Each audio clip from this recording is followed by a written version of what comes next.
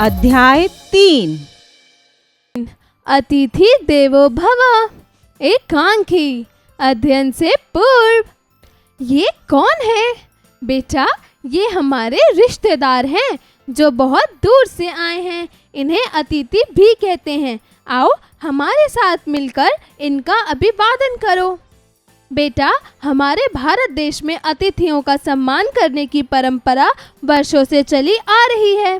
एकांकी का मूल तत्व आत्मत्याग की भावना पाषाण और वृज हृदय को भी मोम सा कोमल बना देती है। पहला दृश्य, अरावली का सुनसान वन।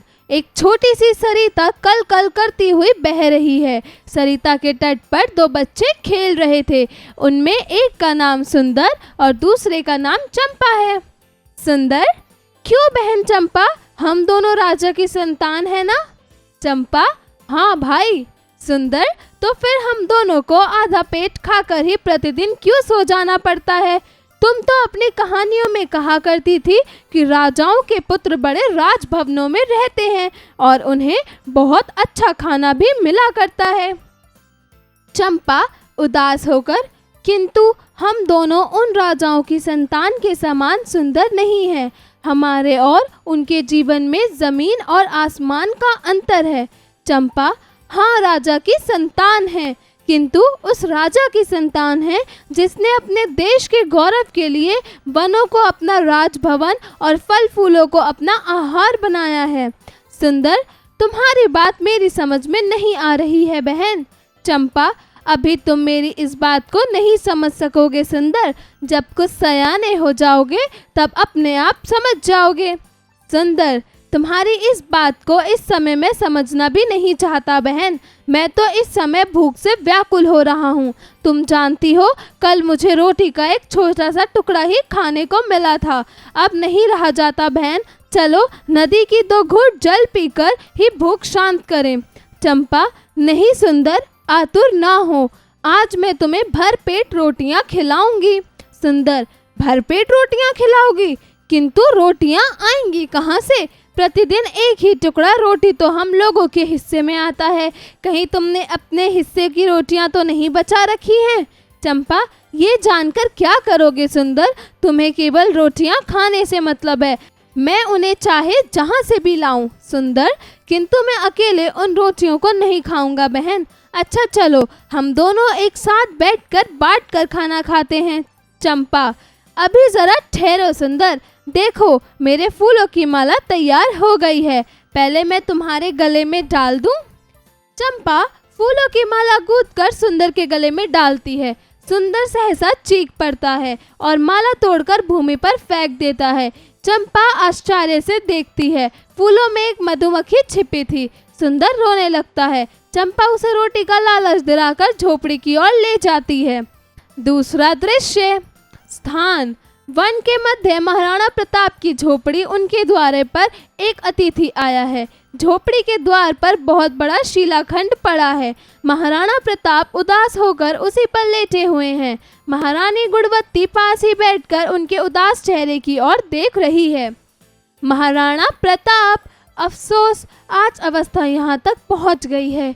गुणवत्ती, किंतु चिंता करने से क्या फायदा? जब विपत्ति के मार्ग पर पैर रखा है तो कठिनाइयां तो झेलनी ही पड़ेंगी। महाराणा प्रताप, मैं भूखा रह जाऊं, मेरे बच्चे रोटियों के लिए तड़प तड़प कर जान दे दें और तुम भूख प्यास की ज्वाला में जलकर सदा के लिए मुझसे अलग हो जाओगी, मुझे स्वीकार है। किंतु मुझे यह स्वीकार नहीं है कि मेरी झोपड़ी में आया हुआ अतिथि भूखा सो जाए। गुणवत्ती, किंतु झोपड़ी में तो अन्न का एक भी दाना नहीं है। महाराणा प्रताप, कुछ भी हो, अतिथि को भोजन कराना ही पड़ेगा। गुणवत्ती, तो चलिए हम लोग वन से फल फूल चुन लाएं और अतिथि को भोजन कराएं। महाराणा प्रताप और गुणवत्ती दोनों वन में जाने के लिए तैयार होते हैं। सहसा सुंदर की छाती से चिपकाए हुए चंपा का प्रवेश। चंपा, पिताजी आप व्याकुल ना हो, अतिथि को भोजन मैं कराऊंगी। महाराणा प्रताप आश्चर्य से, अतिथि को तुम भोजन कराओगी? चंपा, हाँ मैं भोजन कराऊंगी। 2-3 दिन से मैंने अपने हिस्से की रोटियां बचाकर सुंदर के लिए रख छोड़ी है। सुंदर सो गया है, इसलिए अब यह नहीं खा सकेगा। चंपा दौड़कर झोपड़ी में जाती है और रोटियां लाकर केले के एक पत्ते पर अतिथि के सामने रख देती है। चंपा, लीजिए महाराज, हम गरीबों के पास रूखी सूखी रोटियों को छोड़कर और आपको मिल ही क्या सकता है।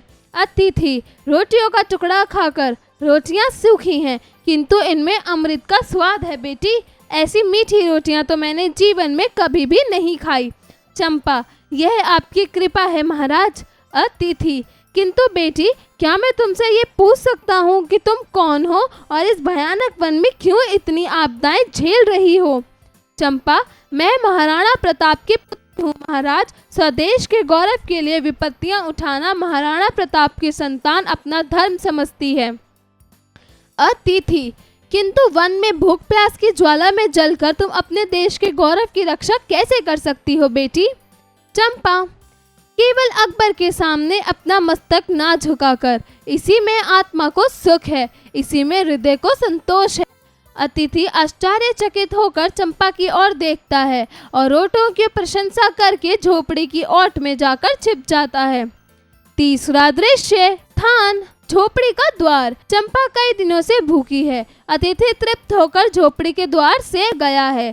चंपा फूली नहीं समाती, वह दौड़ती हुई झोपड़ी में प्रवेश करती है किंतु द्वार पर एक पत्थर से टकराकर गिर पड़ती है। महाराणा प्रताप दौड़कर उसके पास जाते हैं और उसे अपनी गोद में उठा लेते हैं।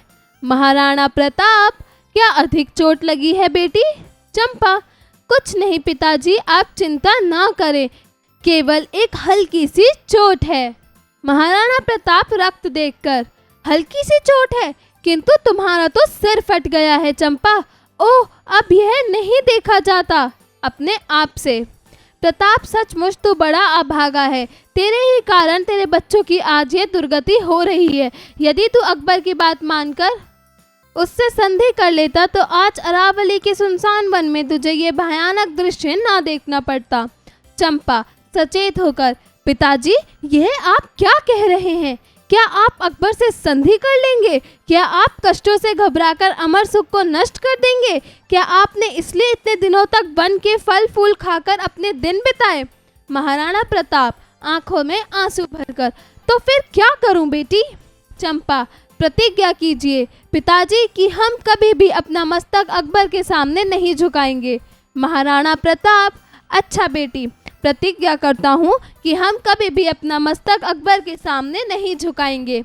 चंपा, ठीक है, अब मेरी साधना सफल हुई। अच्छा, अब माता पिता दोनों को सदा के लिए प्रणाम। चंपा आंखें बंद कर लेती है। गुणवत्ती जोर से रो उठती है। प्रताप की आंखों में भी जल भर आता है। तभी झोपड़ी में अतिथि का असली वेश में प्रवेश। अतिथि, महाराणा प्रताप, आप धन्य हैं। आपकी संतानों का आत्मत्याग पाषाण वृद्ध हृदयों को भी मोम सा कोमल बना देने वाला है। महाराणा प्रताप अतिथि की ओर देखकर, कौन? दिल्ली सम्राट अकबर। अकबर, आपकी अमृतमय रोटियों को खाने वाला आपका अतिथि। बालिका चंपा के शव को देखकर अकबर की आंखों में भी जल भर आता है। ऐसा जल भर आता है कि वैसा पृथ्वी, पाताल और स्वर्ग में कहीं खोजने पर भी नहीं मिलेगी। पर्दा गिरता है। शब्दार्थ, सरिता अर्थात नदी, तट अर्थात किनारा, सयाने अर्थात वयस्क बुद्धिमान, व्याकुल अर्थात बेचैन, आतुर अर्थात अधीर उत्तेजित, सहसा अर्थात अचानक एकदम से, शिलाखंड अर्थात पत्थर का टुकड़ा, अभागा अर्थात जिसकी किस्मत खराब हो, प्रतिज्ञा अर्थात दृढ़ संकल्प, पाषाण अर्थात पत्थर। उच्चारण करें, गूंथ कर, तड़प तड़प कर, स्वीकार, विपत्तियां, तृप्त, आश्चर्यचकित, दुर्गति, आत्मत्याग, अध्यापन संकेत। शिक्षक शिक्षिका बच्चों को महाराणा प्रताप के जीवन चरित्र के बारे में समझाएं। अभ्यास कार्य, जरा बताइए। प्रश्न 1, दिए गए प्रश्नों के उत्तर बताइए। क, महाराणा प्रताप की कितनी संतानें थीं? नाम बताइए। उत्तर, महाराणा प्रताप के पास चंपा और सुंदर नाम की 2 संतानें थी। ख, भूख से पीड़ित भाई ने व्याकुल होकर अपनी बहन से क्या बोला?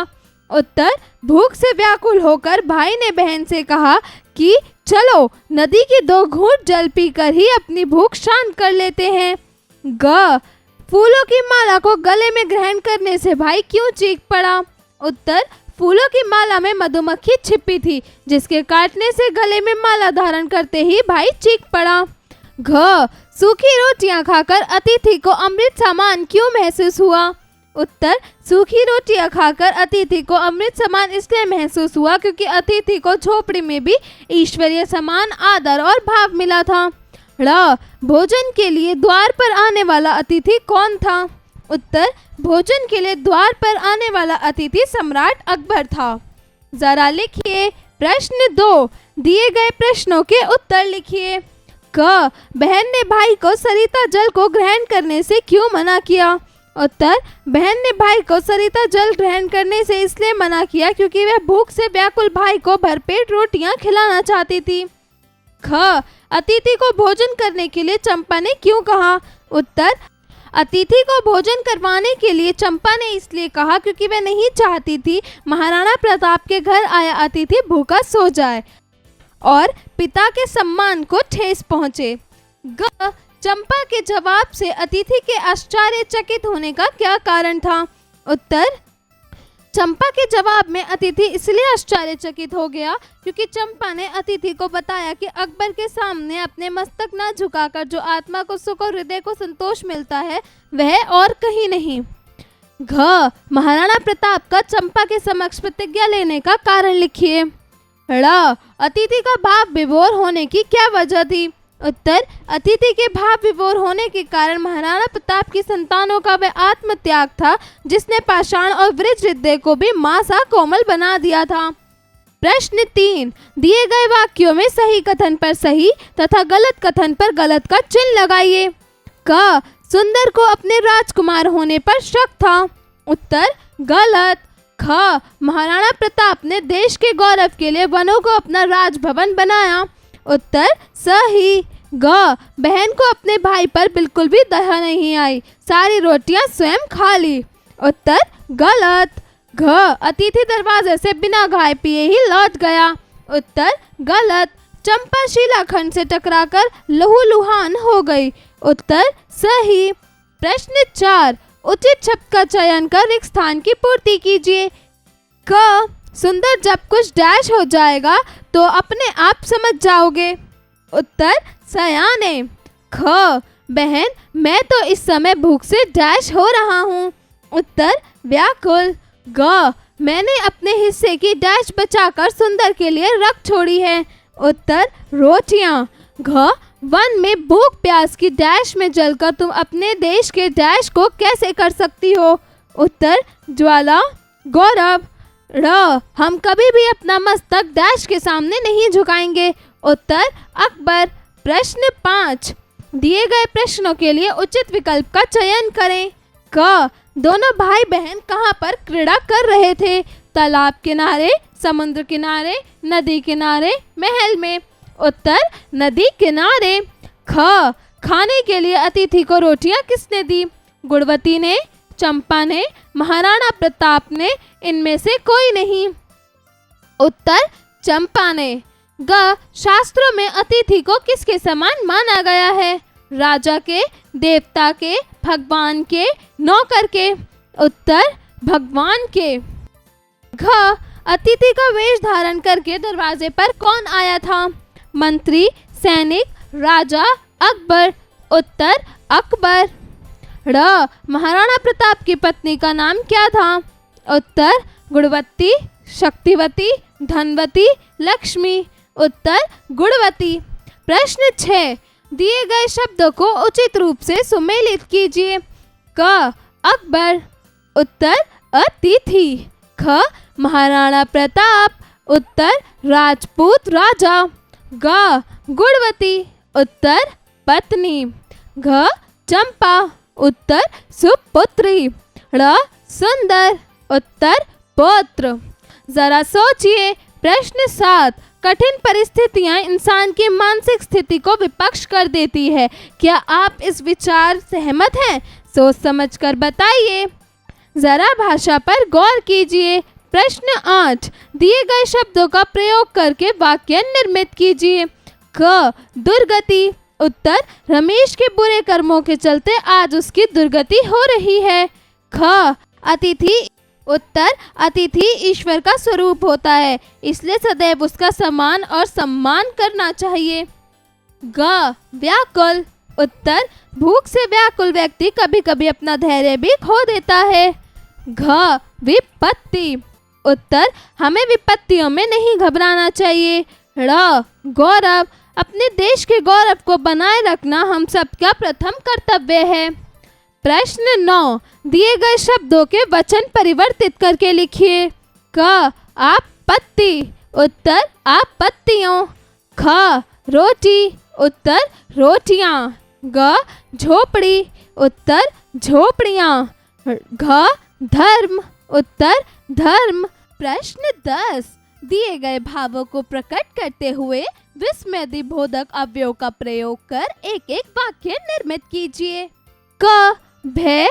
उत्तर, हे ईश्वर, कितना भय लग रहा है, यहाँ तो बिजली भी नहीं है। ख, हर्ष।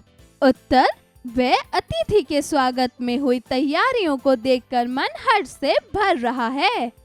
ग, आशीर्वाद। उत्तर, शाबाश, तुमने गरीबों की सहायता करके मेरा गौरव बढ़ा दिया। भगवान तुम पर अपना आशीर्वाद सदैव बनाए रखे। घ, घृणा। उत्तर, हमें विपत्तियों से नहीं बल्कि विपत्तियों में बुरे कर्मों को करने से घृणा करनी चाहिए। ड़, सुकृति। उत्तर, वह तुम विदेश क्या गए, उसने तो तुम्हें अफसर बनाने की स्वीकृति ही दे डाली। जरा रचनात्मक कार्य कीजिए। प्रश्न 11, महाराणा प्रताप के जीवन चरित्र का वर्णन कीजिए। जरा दिमाग लगाइए। प्रश्न 12, अरावली की पहाड़ियों को भारतीय मानचित्र की सहायता से देखिए और पहचानिए कि किस दशा में स्थित है। जीवन कौशल एवं मूल्य परक प्रश्न। प्रश्न 13, विपत्तियां भी इंसान को उसके दृढ़ संकल्प से नहीं डिगा पाती है। आप इसका अपने जीवन में किस प्रकार अनुसरण करना चाहेंगे?